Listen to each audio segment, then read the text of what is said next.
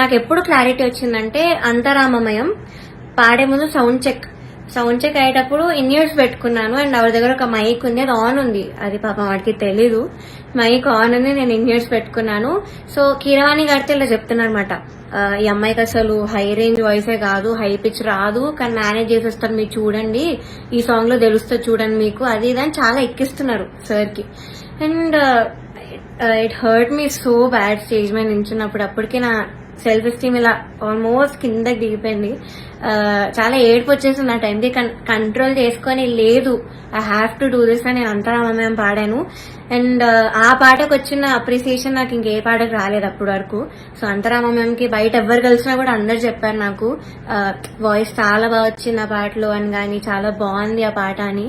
అది యాక్చువల్లీ చాలా సాంగ్స్ ఇచ్చాం, రాముడు రావునికి చాలా ఇచ్చాము. నేను ఏది ఇచ్చినా వద్దు వద్దు వద్దు అంటే ఇంకా లాస్ట్ ఆప్షన్ గా మేల్ సాంగ్ ఇచ్చాను అంతరామమయం. సో అదే సెలెక్ట్ చేశారు. And I tried my best, male song అయినా కూడా I gave my best. And of course నాకు ప్రతి సాంగ్ కి ఆవిడ దగ్గర నుంచి నెగటివ్ కామెంట్స్ వచ్చాయి. అది మీరు నమ్ముతారు, జడ్జెస్ ఏదంటే అదే నిజం అనుకుని మీరు అఫ్ కోర్స్ నమ్ముతారు, ఓకే. బట్ అదర్ కంటెస్టెంట్స్ పాడేటప్పుడు I even give their names. ఇద్దరు, శ్రీధృతి అండ్ గాయత్రి అక్క, వీళ్ళిద్దరు పాడేటప్పుడు పిచ్చింగ్, ఎస్పెషలీ ధృతికి చాలా పిచ్చింగ్ ఇష్యూస్ వచ్చేటప్పుడు అయితే ఆవిడ ఇలా సైగలు చేసేవాళ్ళు, షార్ప్ అయితే ఇలా చెప్పేవాళ్ళు, అది మేము అందరం చూసాము. గాయత్రి అక్క కూడా షార్ప్ అయితే ఇలా కింద ఫ్లాట్ బాడ్ అని చెప్పేవాళ్ళు, మొన్న కూడా అయింది అది.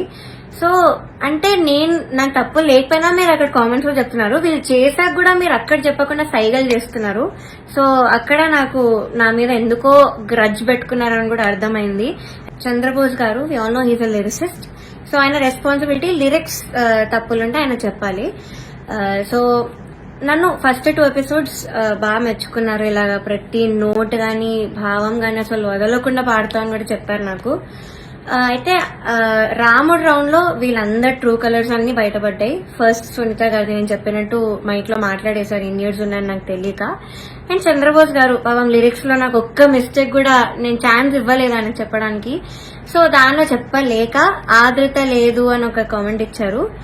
అది ఇంకేం చేయాలి, మేల్ సాంగ్ సేమ్ ఇంపాక్ట్ ఒక ఫీమేల్ వాయిస్ నుంచి మీరు ఎక్స్పెక్ట్ చేయలేరు. So Antharamamayam is a male song.